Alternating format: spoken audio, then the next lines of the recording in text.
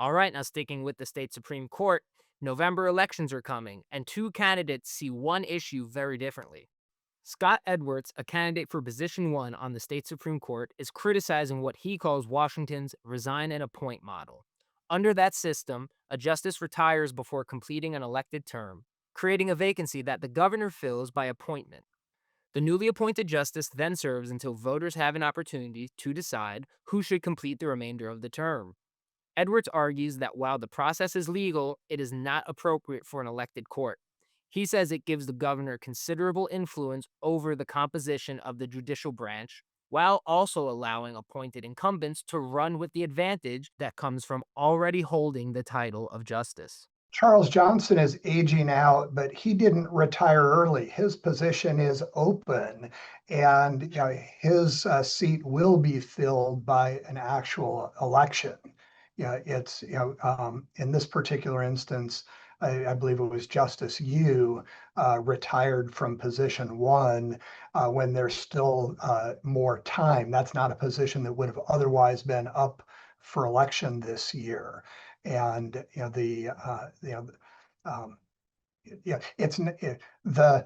resign and appoint,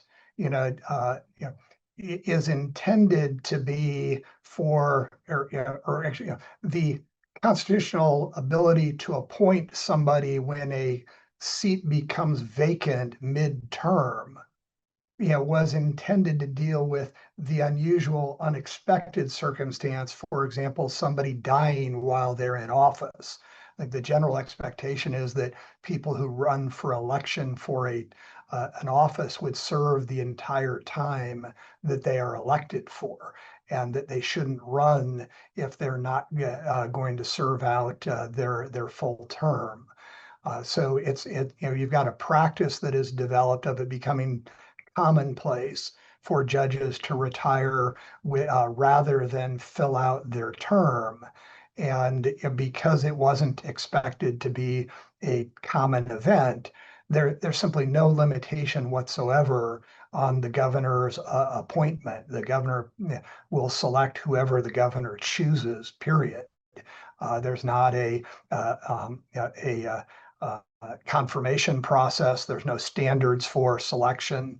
And so that part does, I think, bypass certainly the intent of the Constitution, but it also results in a bench that is, all tends to have the same judicial philosophy.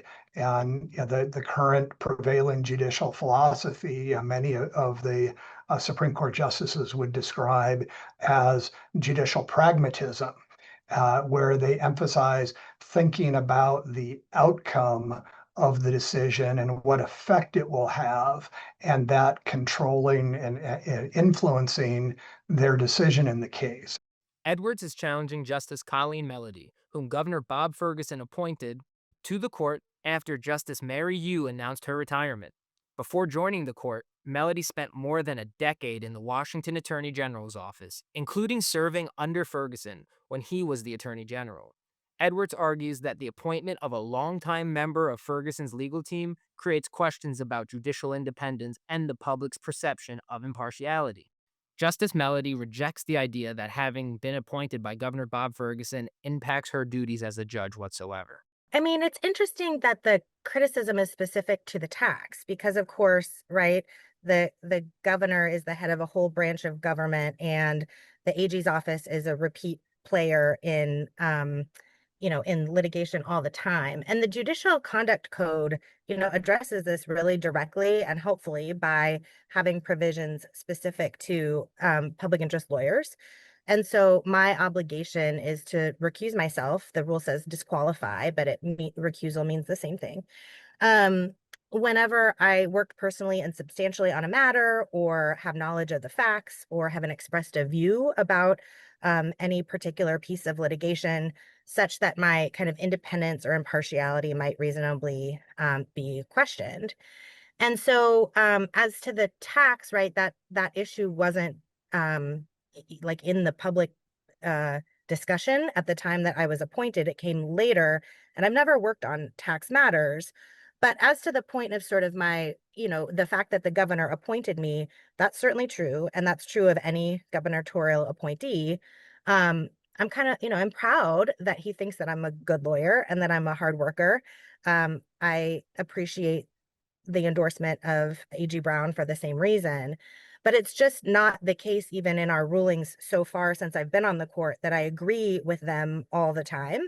And none of the justices do agree all the time, or even often of the time, of the people who appointed them. It's just not consistent with the history because we take our oaths seriously. And it's a reason, for example, why a prosecutor or somebody who was a public defender can be and often are appointed and excellent judges, even though they worked, closely with the folks leading those offices or on criminal laws or sentencing rules, those kinds of things. We don't assume that they can't put their personal history aside because we demand that they do. That's what the Code of Judicial Conduct does. The debate comes as 5 seats are open for the November ballot in the Washington State Supreme Court. Two sitting justices, Melody and Theo Angelis, initially joined the court through appointments by Ferguson. So, does the appointment process ensure that vacancies are filled by qualified candidates? Or does the resign and appoint model give governors too much influence over a court whose members are supposed to be selected by voters? This debate will continue long after the November elections. That's all we have for you today. Thank you for bearing with me. I've been your host, Christian Russell. Please like and subscribe. Visit the Center Square Washington page to read stories like these and so much more. And until tomorrow, this has been Washington in Focus.